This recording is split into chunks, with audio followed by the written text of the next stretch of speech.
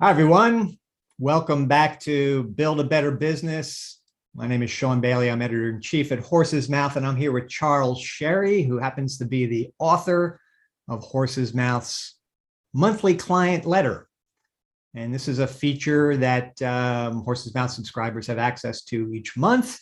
And we're going to talk about it today because if there's one thing that we know after being in this business more than 20 years, it's that your clients do want to hear from you, yet some significant percentage of advisors can be hit or miss in terms of being consistent and relevant in their communications with the clients. And that's why, along with Charles Sherry, we decided to create what we call the monthly client letter. So Charles, thanks for being on. You've been in the business yourself more than 25 years, used to be over at Schwab, and you spent a lot of time reading, writing, following what's going on with the markets. Why don't you give us a little bit of your background, and then how, let's start talking about how you pull together this client letter each month. What's your guide star? Okay, and thank you so much for having me on today, Sean. I'm looking forward to this. Background, as you said, about 25 years in the industry. Go back a little bit further. I have an undergraduate in economics, so that plays, there's some backfill there when I'm doing my research. Graduate level degree in finance. Had been at Charles Schwab about 15 years in various roles, one dealing with our retail clients, one dealing with financial advisors. Up at the last 6 that I was there was in their research department with the daily market update. So I really kind of cut my teeth there and when it came to research, writing skills, and some other projects that we were involved with too. I've been in my current role for about 10 years. I've been working with you guys for close to 10 years. And one of the products we come up with is, as you mentioned, was the client letter.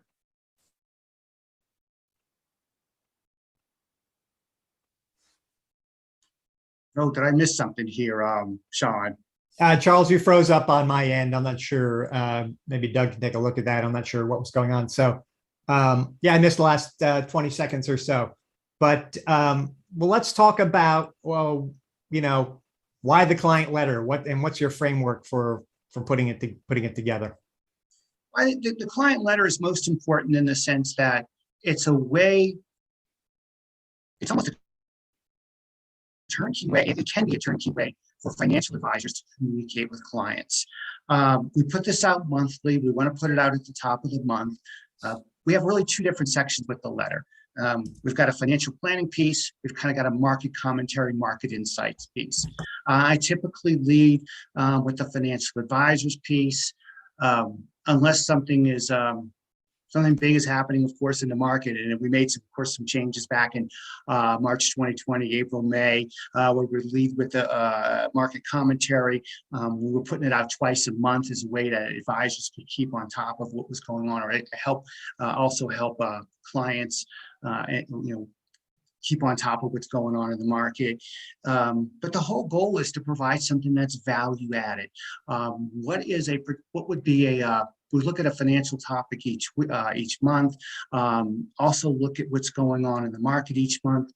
I think one of the most important things is to try to not just to give value, but to kind of break it down that the average person can understand. As we've talked about before, you and I are in the industry, advisors in the industry, analysts, we know the language, we know the jargon. How can we put this into layman's terms that they're going to be able to understand? We do the same thing with the market commentary. And I mentioned it as a turnkey. You can send it out as is. Of course, you can also go ahead and make any changes to this.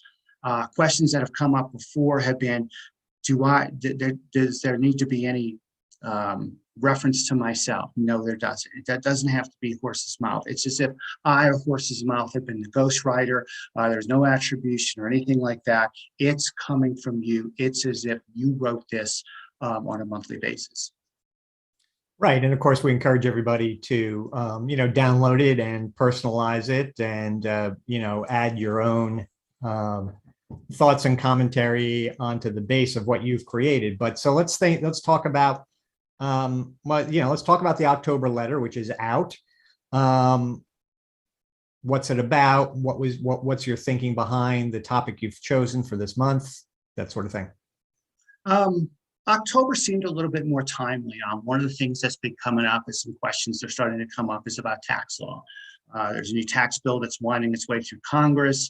Let's look at what's been proposed with a lot of qualifiers on here, of course, that it is winding its way through Congress. There can be changes that might be made. There's always the possibility it might not make it to the president's desk for a signature.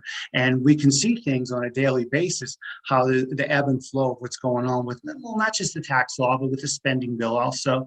But I wanted to stay away primarily from the political and stay away from the spending stimulus and look at how this tax bill might affect clients. And if it does, are there ways, especially since we're looking at potential tax increases, how might we be able to mitigate some of those increases? So that was my thinking when it came to the actual financial planning topic. So that's the direction I went. Now, as I mentioned, turnkey, you can take that and just send that on out. Or go ahead and look at it, put it in your own language. As you mentioned, Sean, personalize it.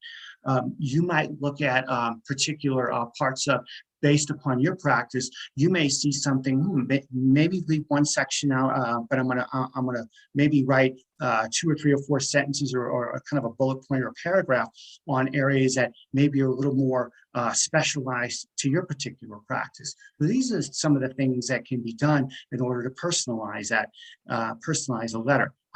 We always encourage you to kind of put this in your own language. And one of the things that I used to do in the past, and I haven't done recently, is I'd write a section, 2 or 3 or 4 paragraphs, and I might even put a little note up at the top. For brevity, you may decide to leave it out because it's more color and commentary. Sometimes when I was writing this, I was thinking, this might just not just be educating clients, but giving advisors a different perspective, what's going on. I haven't done that as much recently because I know an advisor can look at this and say, this is where I want to make some changes or send out as is.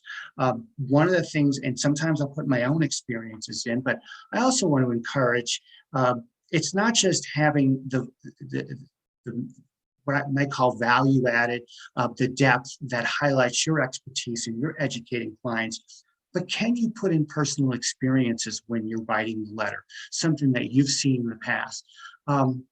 If you've ever spoken or you've written, or you're reading an article yourself, there's nothing like that'll grab your attention is an advisor's personal experience dealing with a client in the situation, whether it worked out well or as a warning it didn't work out well. Clients really like that if you can insert that into different parts of the letter. Yeah, we're always talking about the importance of being able to tell stories or anecdotes as a way of, it's those kinds of things that, for whatever reason, are the ones that, stick to people's brains. The data and information, we're awash in that and it just comes in one ear and goes out the other. But if it has the hook of a story, that's always much better, of course. Absolutely. You're connecting with your audience. Yeah. So, well, as you go through the month, what criteria are you using to decide, this should be in the client letter coming up, or maybe this is, for something down the road, or this is like, something you don't want to get into? How does that work? A lot of it is what are going to be topics of interest.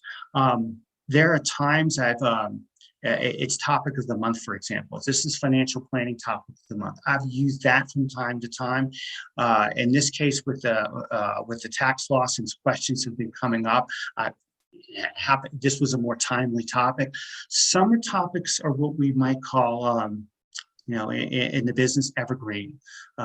They're good today, and they're going to be good 6 months from now. It might even be something that you could, if you didn't send out at this time, put it in your file and consider sending it to clients later. One of the topics of interest has been, and I've seen Horsesmouth do a lot on this, is we talk about like cyber fraud, cyber fraud, and scams. And there's so many of those out there, and I've written on those more than once. And that was actually one I was considering looking at, because that was sort of October happened to be cyber fraud, cybersecurity month, and we see new scams are proliferating all the time. And as a result, how do you make clients aware of this? Because if common sense, we're not going to click on that link, we're not going to respond to these inquiries, but you almost always have to be on guard. So I want to give people some cues, do some research, find some credible sources, and put that out. And that's how I might pick that particular topic. Right, right. Yeah. Well, I'm a big believer in, constant communication with your clients, and your client letter is something that's available to Horse's Mouth Master members and Horse's Mouth members once a month. Some people communicate with their clients more frequently than that, even as much as weekly. Horse's Mouth has a library of article reprints on various topics that we encourage people to pick from and customize and send to their clients. But I'm curious, just going back to your days at Charles Schwab, what have been your observations about the challenges as to, why advisors aren't on top of having a regular communication schedule with their clients? How do you see that? I see a lot of that to be as I call it bandwidth. Advisors there's a lot on our plate, and sometimes we can push off communication until tomorrow, until next week, and tomorrow and next week come, and we continue to do that. So we're not on a regular schedule. Another one of the challenges may be just, and I mentioned a time frame to do it. You've got to take time to research that and put thoughts to paper, which is, in other words, coming up with an outline and actually get in front of your PC and writing the piece. Another challenge might be writing just might not be one of the strongest skills of an advisor, and for that matter, for any individual that's out there. We have strengths, we have weaknesses, and maybe anything from verbal communication, dealing with clients, the investment management part might be the strength, prospecting might be the writing's not. And one of the advantages of this letter is we come up with a financial planning piece, we come up with a market commentary. You've got this in front of you. As I mentioned, it can be turnkey. You can send it out as is. We encourage you to personalize that. So you've really cut the bandwidth. This is much simpler to go ahead sending out this value-added piece that we've put together rather than taking that time. And as I mentioned, some of the distractions that can get in the way and prevent that regular communication piece from going out. Here you've got something that you'll see at the top of the month. Right. Good. So, of course, the letter's informed by your market views, how you've developed them. And, I'm curious about, what is the framework that you're using as you're looking at the markets and deciding, what's the kind of thing that you want to share, have the advisor share with their clients versus the kind of thing that is too detailed or too technical? Probably if we break it down into the simplest building block, just step way back. And I kind of put this in the latest advisor talking points, which is more market oriented, which we put out on a monthly basis.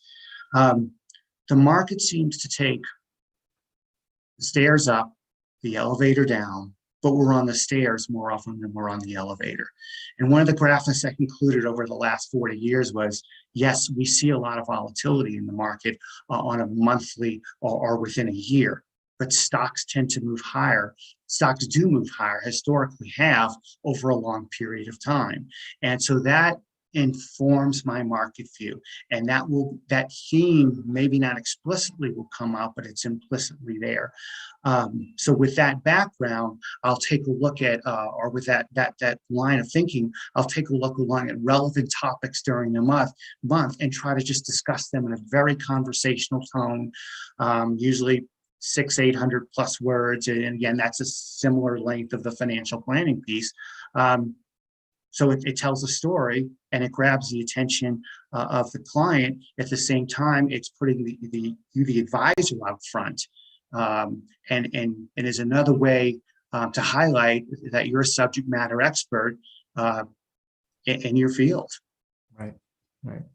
So, well, how do you develop your market views? What are your habits? What are your daily, weekly, monthly information consumption habits? If we really get granular, we have to be careful when we're getting granular. One of the things I do is when I step in front of the PC, kind of see what's on a daily basis, what's happening in the market, what's happening in the futures, where might we be getting started with the market. I've got some subscriptions, Wall Street Journal, Bloomberg News. They can kind of point me in the right direction, topics of the day. We have various economic data that might be coming out. Let's look at that. Let's put that on spreadsheets. Let's come up with some graphs, kind of come up, because by doing that, you can maybe get some insights that I otherwise wouldn't be able to get. I'll look at various commentaries that are out there, because after I say I look at economic data and I've come up with some ideas, maybe I can gather some insights from someone else that's out there. Do I agree with it? Do I not agree with it? Does it inform or actually provide me, round out my views? For my own clients, I'll put out a weekly on a Friday afternoon, and that tends to be a little bit broad-based. It can be market perspective. Maybe if there's a big event during the week, we'll chat and talk about that. So in doing this on a regular basis, there's the arsenal to pull from when it comes time to looking at what happened in the market last month. And I try to keep clients focused on the longer term, especially for that matter, Sean, where the markets are going up and up, some clients are feeling like, is this it? Should I get out right now? There's the other side of the coin too. Should I sell at a high? And while I don't have the exact date in front of me, we could go back to 2014, 15, 19, 20 and say, how many highs did the S&P or the Dow hit that year? A number of highs. So if you happen to sell on a high, the only thing that happened was you sold the high at the time. That doesn't tell us where it's going to be 1 month, 1 year. And again, that longer term view that markets tend to rise or actually be rising. We can see that from any chart of the Dow or the S&P. Right. So who are some of your must reads though? I'm a little biased here being with Charles Schwab, but I've always enjoyed Schwab's chief investment strategist, Lizanne Saunders. Her knowledge of the markets are both wide and deep. She'll get into the topics of the day. She'll also pull back and give you more broader areas. So always looked at her. She's someone that can definitely supplement your information. It's not difficult. It's meant for Schwab clients, but I would say it's for someone who has an understanding of the markets and the economy. So maybe a little deeper than some of the clients, maybe some of that have engaged with advisors that have very little understanding of the economy and the markets.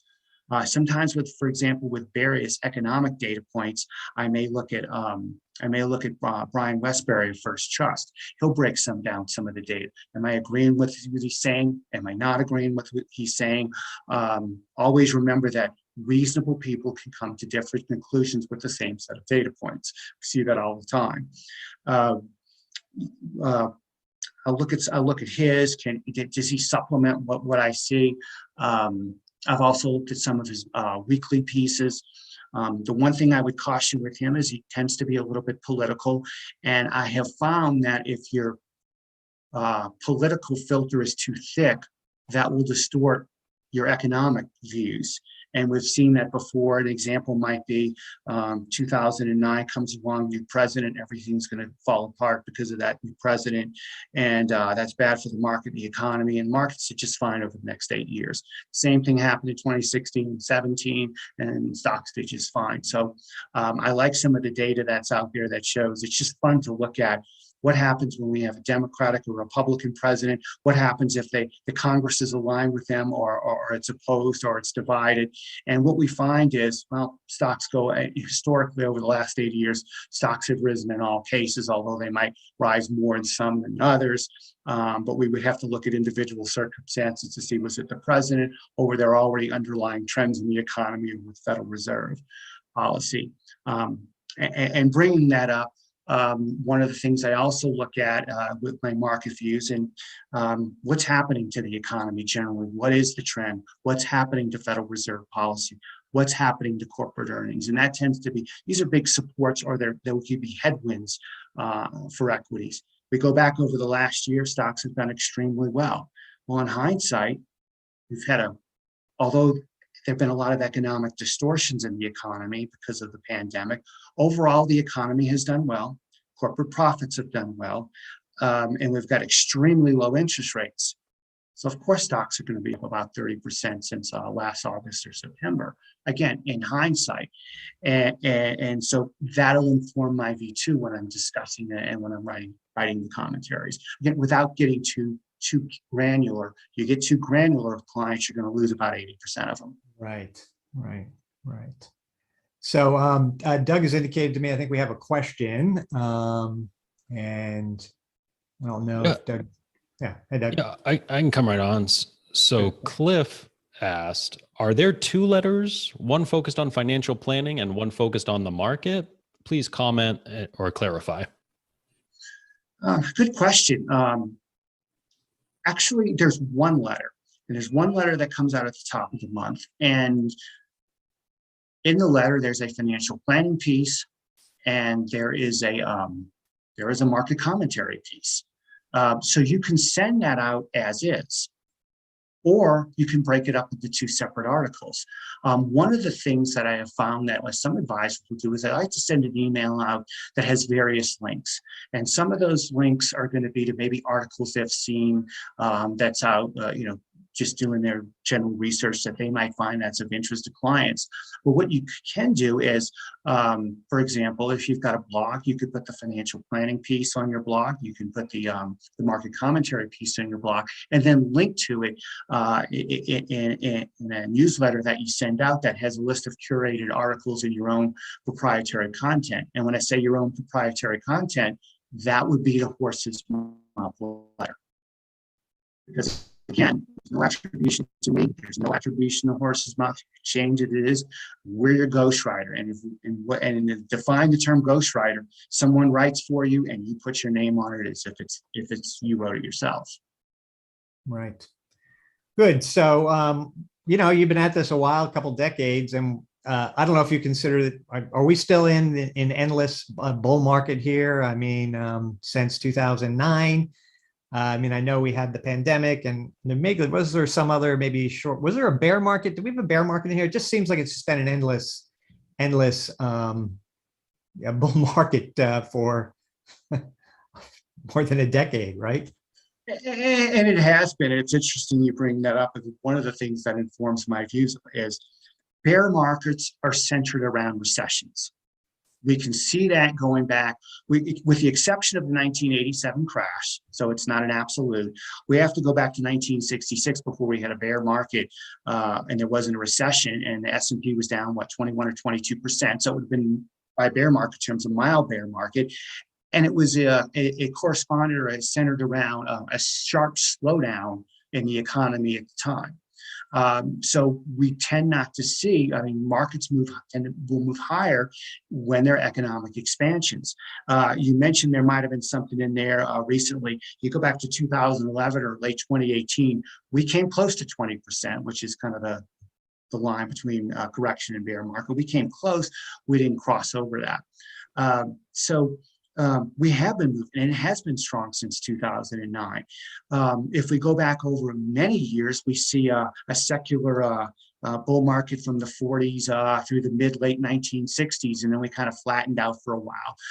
We can say that between 2000 and 2009, we had stocks got so far ahead of earnings in 2000, and we had to play catch up in the 2010s. But of course, when the financial crisis hit, you could look at a chart and go 99, 09, I'm underwater at that point. But no, we will eventually, bull markets run for a while. I wouldn't call it endless in the sense that we would expect eventually there would be a period of consolidation. The difficulty comes in trying to time that period of consolidation. Right. I've already said, if you want to time the market, you've got to be right twice. You've got to be right somewhere near the top. You've got to be right somewhere near the bottom. And trying to be right near the top, there's optimism. There's been optimism in the market for the last 8-10 months or longer. So you could have gotten out in January and missed the 15, give or take 20% run up in the S&P this year. And again, when you want to get back in, it's you're buying. We've all heard the adage, catch a falling knife. You've got to be able to know when to catch that falling knife and not get cut. So being right twice is difficult. So that's why a lot of times we put these, one school of thought is a financial plan is designed to longer term to weather corrections and to weather downdrafts. And that's one of the things that informs my view. But like you said, when are we eventually going to see that period of consolidation, that 5 or 10 years where we do see subnormal returns? I don't have a crystal ball, and I tend to want to have clients stick with that plan that's in various less correlated asset classes. So we don't see the high highs when the market's up, but we don't follow the S&P 500 down either. So I want to talk just for a minute or two about some things that have developed over the last 20 years that maybe, you'd never thought you would have seen. And we know in some parts of the world, the concept of negative interest rates has come along. And I think, the vast majority of the investing public here in the US still has no idea of such a concept, but they are familiar with the fact that interest rates have been low. Can you talk a little bit about negative interest rates and what you see happening there? That's an interesting concept, because what you're seeing happening, we think of Europe with negative interest rates, Germany especially, because Germany's fiscal situation is solid. It's a stronger economy. If you ever explain it to clients, it's almost you're giving Germany money to hold and they're charging you a fee. It's really what it boils down to, because you're not going to get back quite what you put into it. And it is an unusual concept, because borrowers lend in order to receive a certain interest rate. We have not seen that here in the United States. Economic growth has been a little bit stronger than what we have seen generally with Europe. And that's held interest rates up. We haven't had the inflation that you've seen in Europe, here as you've seen with Europe. Even if the Fed didn't reach its 2% inflation target for much of the last decade. We had talk of negative interest rates during the pandemic, and the Fed seemed to really tamp down on talk because they felt it could be counterproductive. And it probably could be counterproductive. So we didn't see that here, and we didn't see bond yields fall below zero. Once in a while, we'll see that 3-month T-bill go down to -1 or -2 basis points, but that tends to be an anomaly. Right now, we're seeing economic growth. We have concerns about inflation. Yields are negative in the U.S. in the sense of a negative real return, a negative real return. That's the word I'm looking for. When the 10-year Treasury is roughly 1.5%, and we're saying 4.5% inflation, that's a -3% on your real return, but not the nominal. It's going below. And for the time being, there's no talk about that. We're not seeing that in Fed funds futures, we're seeing inflation expectations come up a little bit. We don't see that happening anytime soon in the United States. Again, simply the economy's growing, the Fed's looking at tapering. We're eventually looking at liftoff in the Fed funds rate. And again, it's the inflation worries. So here we are, the market is doing well this year, and yet we're on the recovery portion of, the only time in modern life where the whole global economy has ground to, I won't say a halt, but, during the pandemic, things really shut down all over the world. And now for the last 6 or 9 months, different parts of the world are re-engaging. And inflation has come along. People are pointing to that. I'm curious what your thoughts are about inflation and how advisors should be speaking to clients about concerns about inflation. Right now, it's a lot of this has to do with, you're right, the economy shut down or came to a halt in many aspects. Never in modern history have we ever tried to shut down or lock down such a large part of the US and the global economy and then try to reopen it. There were no models to forecast where we might go, and models are based on, well, if A has happened in the past, what's going to happen to B? That's kind of simply how it works. And depending on how much of A happened, to what degree, what might happen to B. We didn't have any framework for that. And I found it interesting how the markets rallied sharply last year, while the Federal Reserve and most economists were very uncertain, and for that matter, very pessimistic. Investors kind of sniffed that out. I thought that was interesting. They're the ones that sniffed out a more V-shaped recovery. We use the term K-shaped too at times because not everyone has participated. Some sectors have done very well and some have lagged, but overall GDP is strong. We've recaptured at the former highs and prior highs in GDP. We've seen that in stocks also. But what's also happened at the same time, especially with we're seeing these bottlenecks developing all over the world. The supply chain issues have not alleviated. If anything, and maybe if it's gotten a little bit worse. The auto industry in particular, if we look at the sales of new autos, they've gone down sharply. If I knew nothing else, I'd say we're in a recession. But again, if I knew nothing else, given that they can't, today's modern automobiles with all the semiconductors, companies are having a hard time producing these. And we're seeing it especially acute there. So you've got supply chain issues and a number of durable goods, things that are manufactured. At the same time, you've got all this fiscal stimulus. So we've had, gosh, if you could take a simple supply and demand curve, you could see that demand curve shifting far out to the right. You've got the supply shock shifting out to the left, and that's going to either cause higher prices, shortages, or both.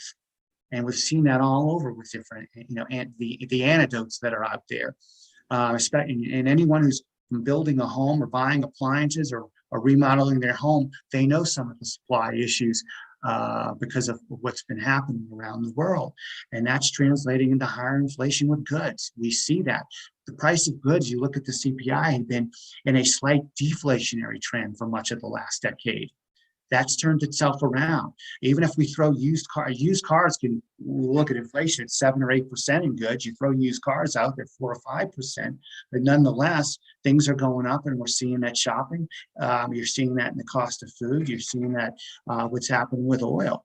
What I find interesting is we're not seeing that reaction necessarily in the bond market. I mean, Treasury yields. Bond is almost telling us this is going to be transitory. You look at inflation expectations. We could say the same thing. I'm not someone who spends much time, Sean, looking at gold, but gold is supposed to be an inflation hedge. Gold really hasn't been doing anything. So if you're in the camp that you really believe this is transitory and it will eventually self-correct sometime in 2022, you could point to the markets. On the other hand, there's still a lot of fiscal stimulus has waned, but I also pointed out in the advisor talking points piece, there's an enormous amount of cash that's out there from the paycheck protection loans, fiscal stimulus, we call it jobless benefits that can fuel economic growth. And if it fuels economic growth at a time when there are shortages, that lends itself to a more sustained rise in inflation. And of course, if that happens with some of the labor shortages, we start to get that wage price cycle embedded in. And that's what I'm concerned about right now, seeing something like that. And you've got a Federal Reserve that is just very reluctant to do anything. Economies overall is doing well, and we're still buying $120 billion in bonds every month, and interest rates are near zero. And Powell has been very reluctant because he's been in the transitory camp. And do we get behind? It's supply shock plus easy monetary policy. That's what leads to inflation. So where do you think we'll be this time next year? still talking about transitory, or will the whole thing and will it all be settled in the past, or what are your thoughts? That's a tough one because I've always said one of my favorite quotes from, I guess he's baseball philosopher manager Yogi Berra is, "I never make predictions, especially when it comes to the future." And you're asking me, and you're kind of you're asking me who's going to win the Super Bowl, not this year but next year. Right. So I'm leaning right now, wondering if there's distortions in the market, looking at what's happening in the bond market among investors and treasuries, looking at what's happening. Even though inflation expectations are up some, for the most part, they're still reasonably anchored. I'm kind of thinking that next year we may not be talking as much about inflation, but I don't have a high level of confidence, and I'm being informed by the by what's happening in the bond market right now. Sure. All right, Charles. Well, I just wanted to end by just talking with you just a tiny bit about your own thoughts about where do things like artificial intelligence fit into market commentary and analyzing the market and that sort of thing. Do you have any insights to share? It's something I've looked at recently, especially when it comes to with advisors. It's not something that I've spent a lot of time with.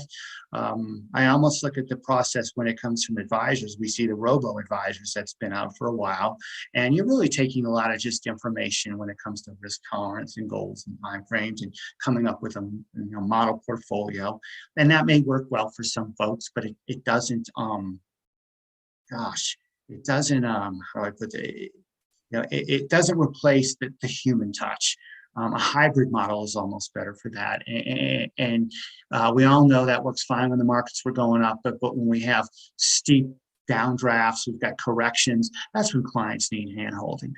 Artificial intelligence almost feels like robo-advisor 2.0 or 3.0 or something like that, because you're really building in, algorithms that and very complex equations that have looked at patterns in the past, trying to find market efficiencies, and you're opening them up to everyone. It's not just the the top or the elite hedge funds. But I saw a quote recently, and I can't remember who said this, and it was a well-known investor. We can't think of his name right now, but we'd know him if we heard him, who said something to the effect of, humans can't beat machines, but a machine can't beat a human with a machine. And if we're able, as just again, we're in the infant state, early stages of this, the infancy of this, how can advisors build in artificial intelligence with the human touch in order to get not only a competitive edge, but also assist their clients? I mean, ultimately, when you look at artificial intelligence, you're trying to generate alpha. And can you generate alpha with the human touch in order to add value to your practice and give it an edge? You mentioned artificial intelligence. It's not just our field. It's something that you're looking at, in all different industries, and how that's going to play out over the next 10 or 20 or 30 years. It'd be quite fascinating, because one of the things we see is the knowledge curve seems to be parabolic. I'm throwing rough numbers out, but over the last 10 years, we've gained this much knowledge that we've gained over the last 50, and you look at the last 50, that in the last 5,000, that kind of thing. Exponential, exponential, parabolic, and where might that be headed, and how industries can capitalize on that. Well, I feel like the public will always need, many of them will need a financial advisor who acts as their chief financial officer, their guide, whatever term you might use for it. And being able to communicate with them on a monthly basis about what's going on in the markets and what financial planning opportunities the markets, market events may be speaking to, is something I think everybody wants to be on top of. So Charles, thanks for being on. And again, it's Charles Sherry's client letter. It appears every month in Horsesmouth. It's part of your Horsesmouth membership. You can simply pop it open, download it, customize it, and send it out to your clients. And you've achieved something that many advisors don't, which is send a client a newsletter once a month. So keep that in mind, everybody. And Charles, again, thanks so much for being on, and everybody else, see you next Thursday. Thanks. Thank you so much, Sean.